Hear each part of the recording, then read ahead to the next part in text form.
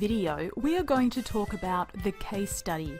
We are going to use the Handbook of Practical Program Evaluation written by Joseph S. Holy, Harry P. Hartree, and Catherine E. Newcomer.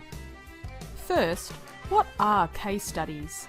In a general sense, a case study is like an in-depth and extended example that is used to illustrate a particular argument.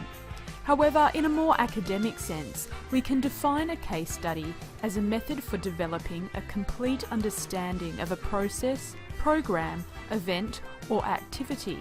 So in these terms, a case study can be thought about as a way of approaching a research topic.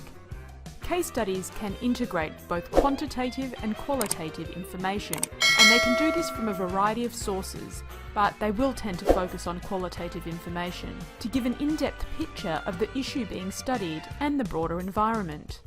As Holy et al. Explain, case studies can be used for several purposes, including defining the questions and hypothesis of a subsequent study, presenting a description of an event within its context, or establishing a cause and effect relationship. There are a variety of academic fields, from medicine to law to media and communications, that use case studies. Case studies are generally categorized in three ways: exploratory, descriptive, or explanatory. An exploratory case study is aimed at defining the questions and hypotheses of a subsequent study. For example, an exploratory case study might involve the in-depth research and analysis of the way a welfare program is successfully operated in a particular state. As a result of this case study, and using the results that the researchers put forward, other researchers can then use this to conduct further research on how to implement or drive new or updated welfare programs, perhaps in other states. A descriptive case study presents a complete description of an event within its context.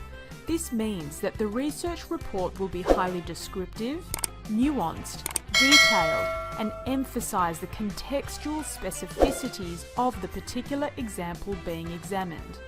And lastly, an explanatory case study focuses on establishing cause and effect relationships, explaining which causes produced which effects.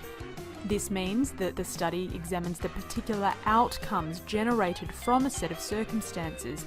For example, perhaps you would like to examine whether eating before swimming has any effect, and what circumstances, the timing after eating or the kind of food eaten, might be adding to those effects.